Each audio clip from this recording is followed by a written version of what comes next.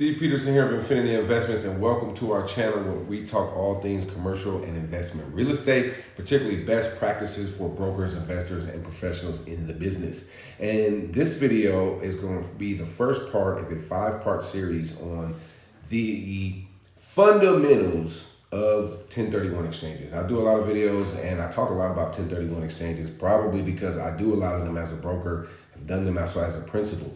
And so there's a lot of misconceptions out there. And I know even from sophisticated folks, and as I'm in smack dab in the middle of several of them right now, I wanted to address a few things. So today's video, we're going to talk about the purpose of a 1031 exchange. We're going to talk about what actually like kind means. We're going to talk about the numbers that you need to execute in a 1031 exchange and the timing. The all important and the most challenging part of the exchange is the timing. So number one, the purpose of a 1031 exchange. Now, I think this one gets screwed up a lot. People think that you do an exchange to defer taxes. And here's the deal on that. And I got this from a good friend of mine, Ryan Ricard of IPX 1031, is that you do an exchange to acquire a better asset, not to defer taxes. The deferral of taxes is the icing on the cake, the cherry on top, right? It is not the purpose. The purpose is that you're going to sell this fourplex and move on up to a 20-unit building, or you're going to sell your house and move your rental house and move into, apartment buildings. You're going to sell your raw land and move into single tenant, triple net properties. And you're doing that because you feel like this asset that you're selling can catapult you into a better asset. That's why you're doing the exchange. The deferral of taxes is the icing on top to make it more worth your while. Nobody wants to pay capital gains taxes, especially if you already have a positive, productive asset that you're generating. So the purpose, the goal, the mission, the focus is to acquire a better asset, a bigger asset, a more profitable asset than you already have.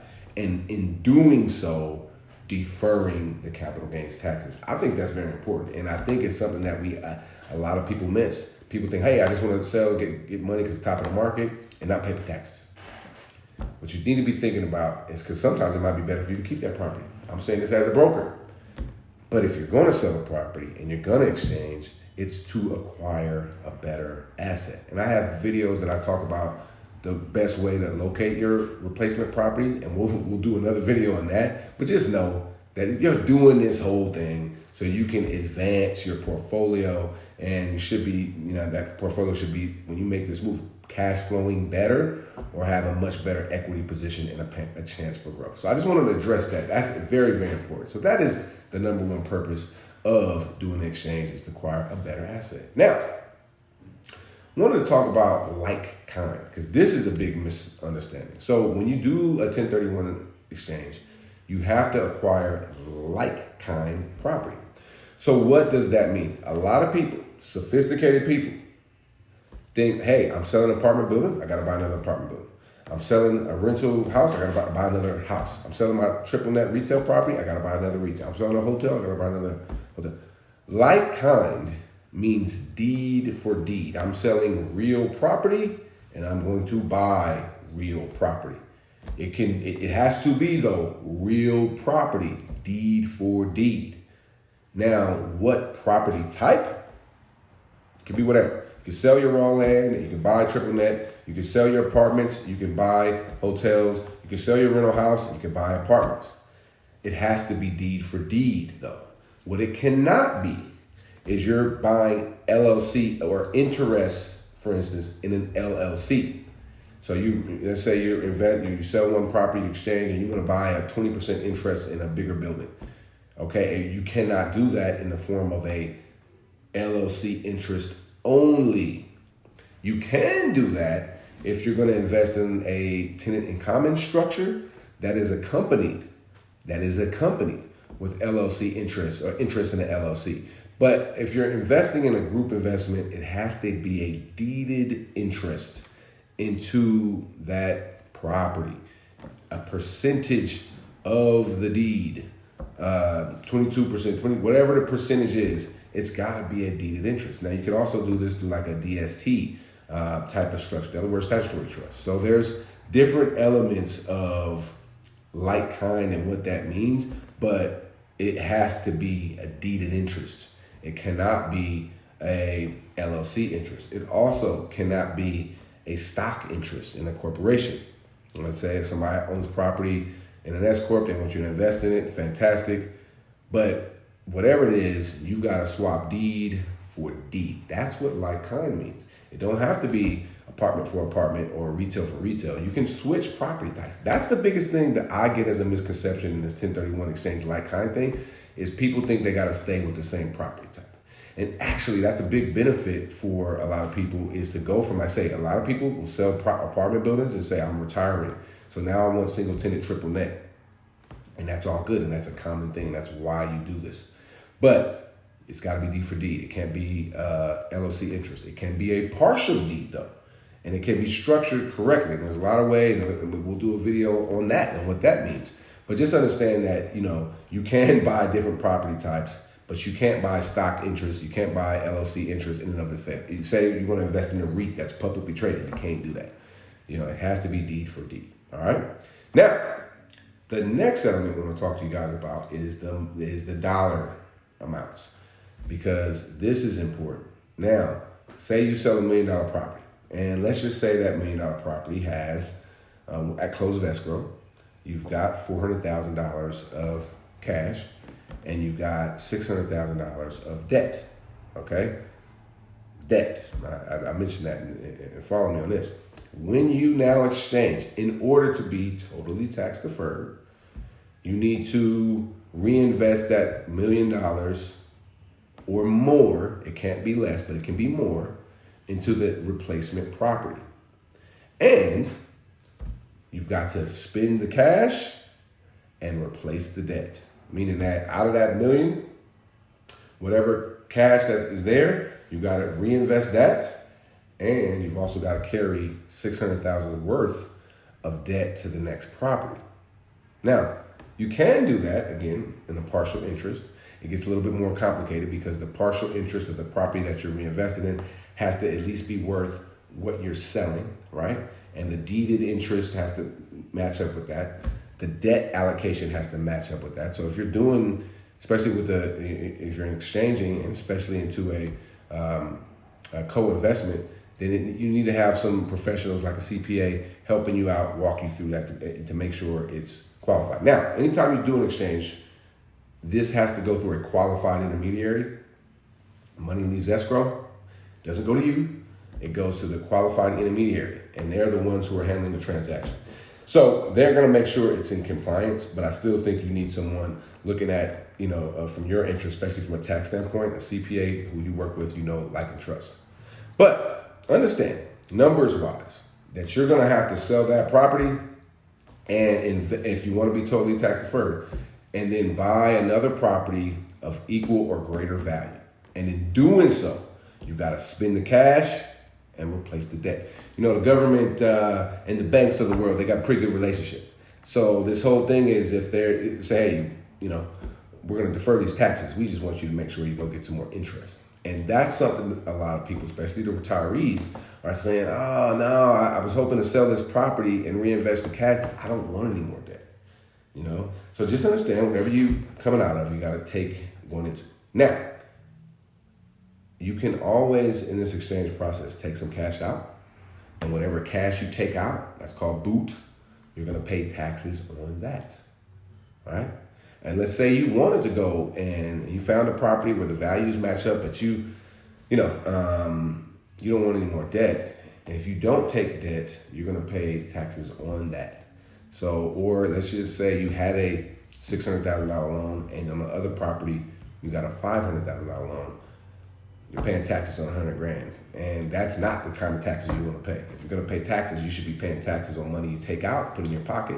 You pay taxes on that, fantastic. You don't want to pay taxes on a debt boot situation.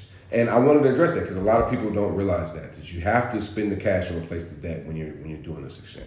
Now, fourth element for today's video is the timing. The timing. This is the pain of this whole process, because from the time you close escrow, from the day you close escrow, you've got 45 real calendar days, not including holidays. Holidays don't stretch it out. Not business days. These are calendar days. You got 45 days to identify what you're going to invest in. And what that means, there's a couple different methods of identification. I'll do another video on that. But just the quick and easy way to identify is you got up to 3 properties that you fill out a form called the identification form. Every exchange, every QI, qualified intermediary, has their forms you fill out. You need to fill out and submit this to the QI, before that 45th day, on or before that 45th day. And you need to, on that, write out the properties that you're going to be investing in, at least up to 3. Now, you can do more than 3. You can. There's the 200% rule. It's a little more complicated.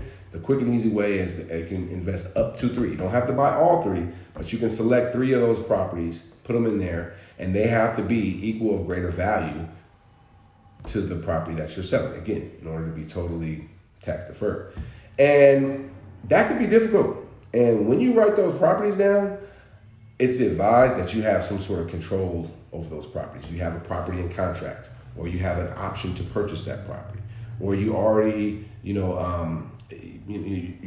in the negotiation and you're about to sign a contract. If you're on the 45th day, you don't have the contract, but you feel good about it, you can do it. But we really advise you to have control over whatever asset that you're going to put down as a replacement property. Now, there are companies out there that do DSTs and tenant in common, TICs and DSTs. TIC is tenant in common, DST, Delaware Statutory Trust, where you can now have a partial interest investment into that property. So if you're going through a company or an individual group, you can also include that partial interest in your replacement property. Again, you got to make sure you have all the numbers together and everything together on that, so that you can then, that investment is qualified. The debt allocation, the percentage of the deed, all of that has to be part of that identification process. Now, the more complicated part of it is, or the less complicated part, I should say, is the 180 days closing period. So you have 180 days to close escrow from the date you sell or close escrow on your, what's called the down leg property, on the property, or the relinquished property, the property you're selling. The relinquished property is the scientific official way, what we call it in the business, the down leg, the property that you're selling. You got 180 days to close escrow. Within that 180 days is the 45-day identification period. So they're not 45 days and then 180 days. That 45 days is a part of that 180 days. Very important, because people get messed up on that too, thinking, hey, I got 45 days plus 180 days. No, you got 180 days to close. Within that 180 days, you got 45 days to qualify. 45 days to identify your replacement property. And this is the biggest challenge of 1031 exchange, in my opinion, is finding the better asset in that period of time. So I've got some strategies in terms of how you can do that. I've got some videos on how to find replacement property, and I'll do some more on that. I think you need to be working with the team, and you need to be looking for those replacement properties before you close escrow on your down leg property, because it gets real quick, fast, and chaotic when you're looking for replacement properties during the identification period. So I hope this video is helpful. I hope you're able to learn something from it. Like and subscribe to this channel. If you are, throw me a comment. If you don't, you think it's crazy, throw me one too. We are always willing to engage in that type of conversation. But I really think that we need to nail down this 1031 exchange process, because I'm dealing with a lot of them with sophisticated investors, and there's just a lot of misconceptions. And when we're doing this process, we want you to be dialed in and know what's going on, so we can find that better asset for you, and so you can increase your investment portfolio. Thanks a lot. Look forward to seeing y'all on the next video.